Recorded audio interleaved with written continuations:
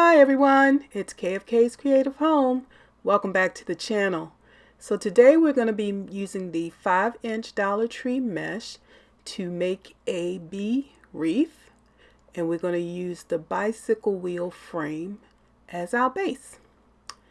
So one of the viewers asked me if I could make some wreaths using the 5-inch mesh, and so I said I would give it a try. So I'm going to do this today, and we're going to use the technique that I showed you when I made the triple crown wreath. I just want to point out here that I have two different yellows. Don't know how that happened at Dollar Tree, because they're both supposed to be the spring line, or the summer line, but they are different. So I'm going to start with this deeper yellow color, and I'm going to cut it in 24-inch lengths. And we have 12 spokes on this wheel, so we're going to need 12 pieces. Once we get this ready, oh, you'll see I already have some on the wheel because I was practicing something, but ignore that. That didn't even happen. All right, let's get this cut. And then the next thing we're going to do is the same method that we did with the triple crown wreath, the first layer. So we start this method by first turning under one edge a few times and putting a clamp on it, and I flipped it over, so now I'm turning the other one underneath, and then I'm going to gather it along the edge. I'm going 1 inch in, and it is hard to keep this at 1 inch because this mesh is so thin it just moves all over the place, but you can do it. Take your time, and you can gather it up as best as possible at the 1 inch mark.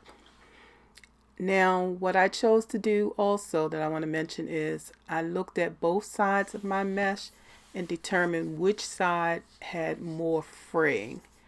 The side that had more fraying, that's the side I gathered on, and that's why you see me gathering on a different side this time. So whichever side looked the worst, that's the side that I gathered on, because that will be attached to the wreath form and you will not be able to see it. Okay, so let me finish gathering this up, and then we're going to go ahead and start adding it to the wreath form. So like I said before, I already have a few on here because I was practicing. I do not make my wreaths ahead of time and then make them again.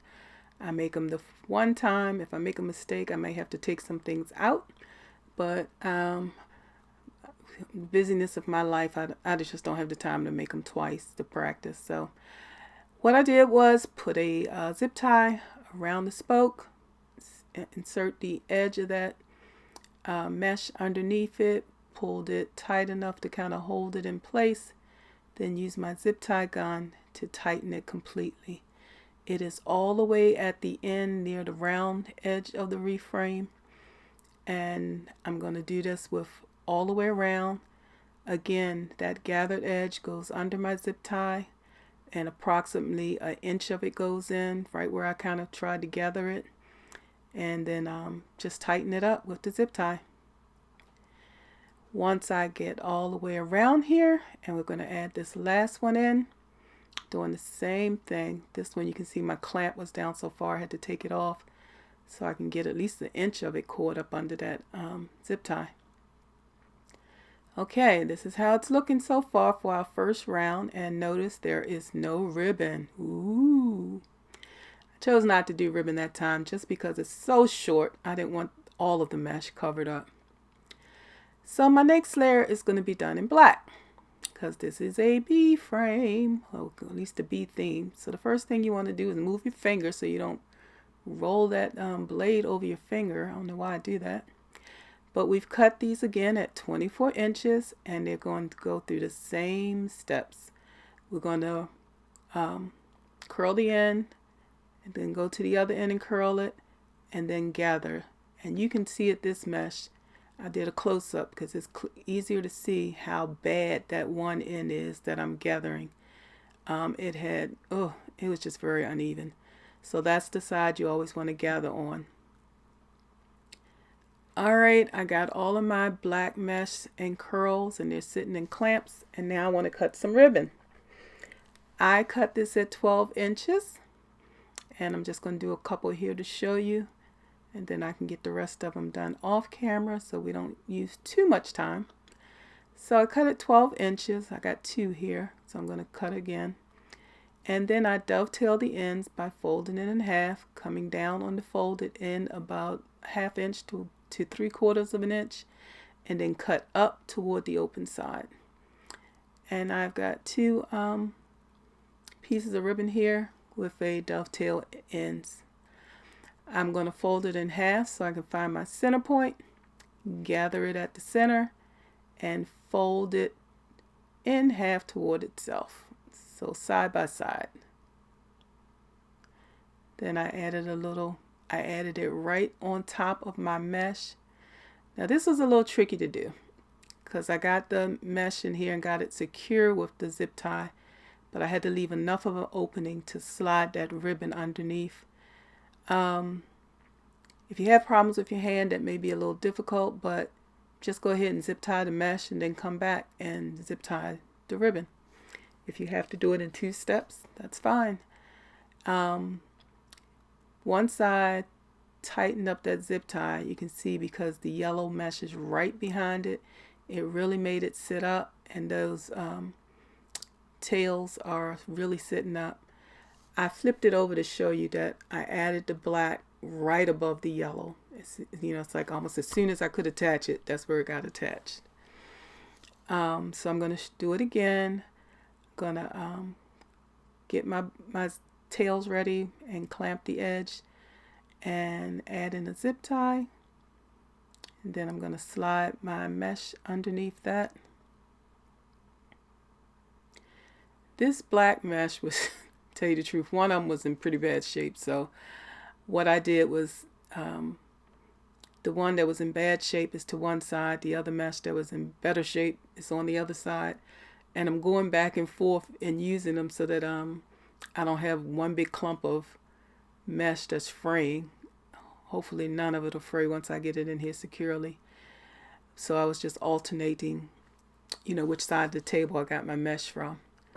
So that's how that's going to go all the way around on this layer. We're going to just keep adding in our black with this black and beige ribbon.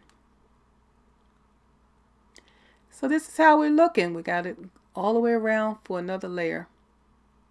I think it's coming out nicely.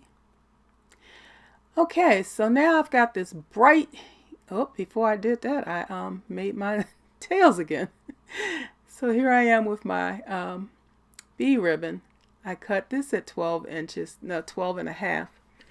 And I dovetailed the ends.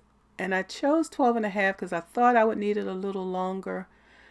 If you do this, I would recommend 14 inches. And I'll show you why once we get it on the wreath. Same step again. I did not do the same as we did the 3rd row in the triple crown. I just decided to do the same exact method again because this mesh is so short. Didn't mean to call it a mess.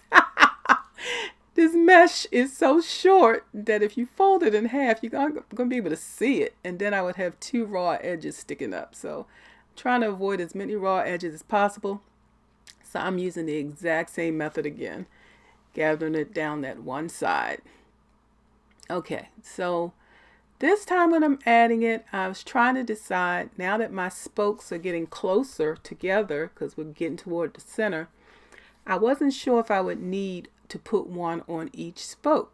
I made 12 and then I thought maybe I don't need 12. So what I'm going to do is try to skip a spoke and show you what happened. So I got 3 on there, but I said let me try to skip one and see what happens. So same method, got that edge underneath, pull the zip tie a little bit closer, and now I'm going to gather my ribbon and fold it the same way again, right toward itself on the side. And now I'm going to add it up under that zip tie so it's sitting on top of the mesh. And this is where you'll see that because we're getting building on top of other mesh. Each layer, as you get closer in, stands up a little bit more because it's got all this fluff underneath it. So when I finish this layer, you'll see that my ribbon is coming right to the edge of the mesh, which is fine, but it doesn't have enough length to kind of fold over the edge. So this is where I think another inch would have been better, but you know, this will work. So I've skipped the spoke and I've gone to the next one, and I'm going to add in my added in my mesh. I'm going to still fold this, gather this ribbon.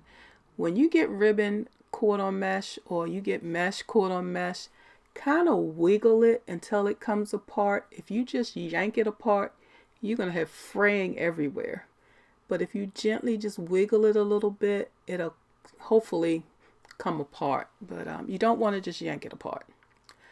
Okay, so I got my 2 in here and I looked at it and I thought it looked okay, but it was a little thin. So I decided in the end that I was going to go ahead and add the 3rd one.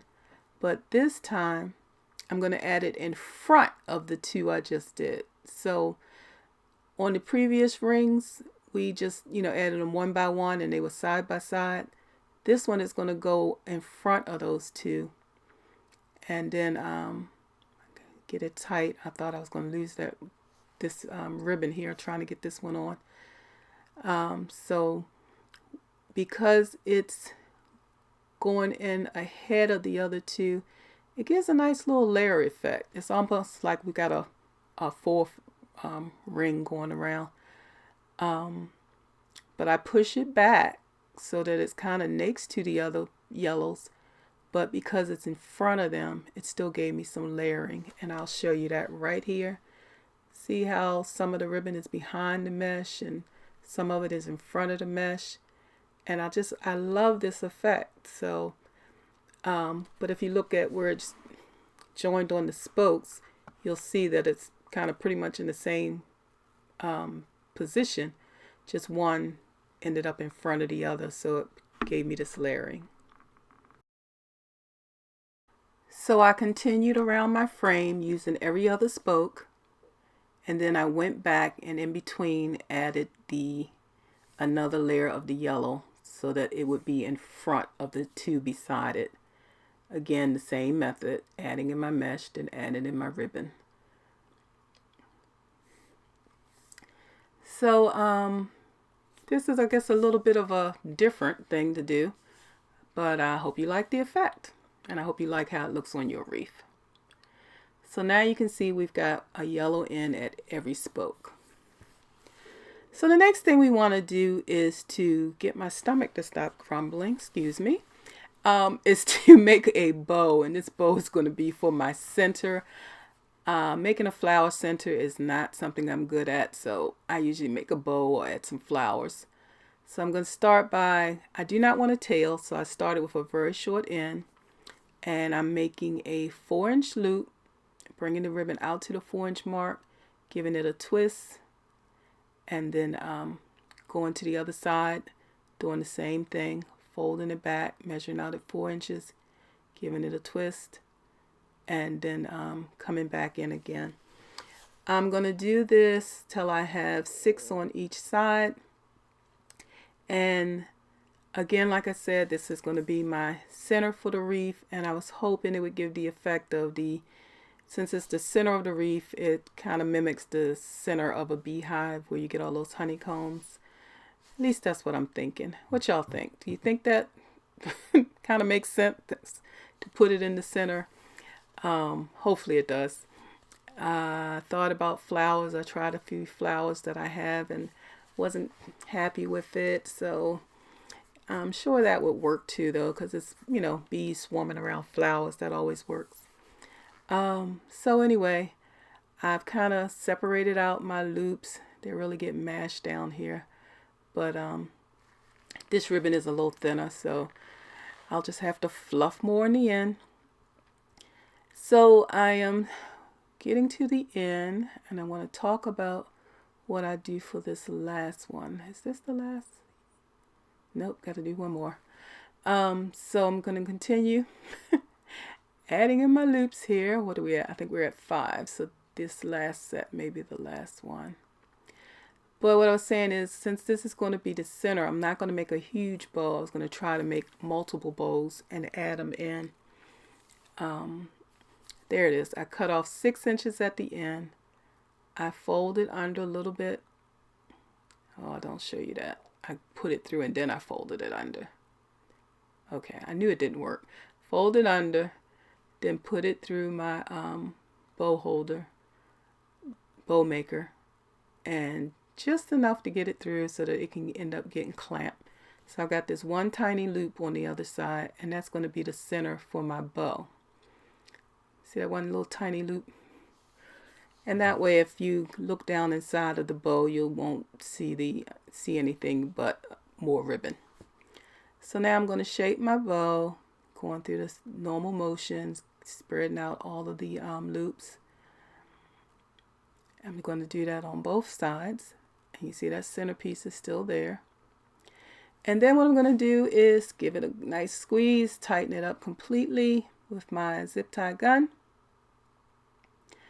I don't know how I ever made it without the zip tie gun. Don't plan to make it without one again. Gets everything so tight and so even. Now, see how I popped up that center of my bow? And now I got to open up all the other loops so that my bow can have a nice shape. And we're going to get that done. And then we're going to add the bow to the wreath.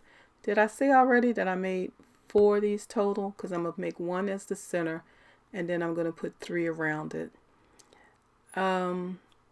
Again, depending on what you like. I did not want the loops to be too big and stand too tall.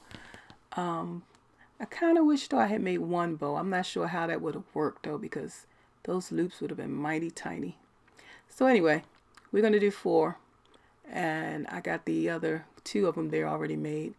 But I'm going to get 4 done, and then we're going to add it to the wreath. I'm going to start by adding 1 bow right there in the center where that hole is. So it's going to be around that center. I'm going to have the zip tie go in and catch it on each side. So I'm going to bring down the 2 ends of my zip tie, trying to decide which one I want to put in the center here. And hold them in my hand, place them straight through until they come out on the other side. And I'm trying to hold this in the air so I don't mash this wreath up too bad. And then I'm going to close my zip tie, and I can go ahead and just make it as tight as I want, because this is just holding it in place. The bow is already done. And you can see how I went completely over that center piece. Then I'm going to tighten it up with my zip tie gun, clamp those edges off. And this is my bow first, and now I'm going to add the second bow. And what I do is just pick a spoke, went to the side of the center bow and added it in. Got it on, working underneath right now to get that zip tie together. And I'll pull it real tight once I make sure I'm not pressing down any of the loops. Make sure nothing's getting mashed. There we go. So now it's the same height as the others. I'm going to count over 4 spokes, and then I'm going to add my next bow. Again, bringing it down through, trying to make sure I don't get anything crushed in between. This took a little bit of maneuvering, as you can see. Got it in there, so now I'm tight. I'm putting it together on the other side, which you can't see. And then I like I said, make sure nothing got really mashed up under there. So now I can tighten it. I love to see that happen when you pull on the zip tie. Everything just pulls together. So yeah, I'm checking my ribbon even on the sides to make sure that I didn't get pulled down into the wreath. And now I've got 1 more to add, and same method again. I'm gonna count over 4 spokes, so that every 4 spokes we have a bow. And I'm going to add this one in. I'm sorry, I'm off screen fluffing my bow. And I'm in the back right now counting over my 4 spokes, so I make sure I get it on the right one. And using my hands underneath to guide me, I'm pulling that last bow in place. Again, checking around, make sure I'm not pulling anything else under. Now by doing 3, I ended up with somewhat of a triangle effect in the center, and I tried to work that out by fluffing everything. To me, I can still see it. I don't know if other people will be able to see it when I finish here. That's why I wish I could have just added 1 center bow.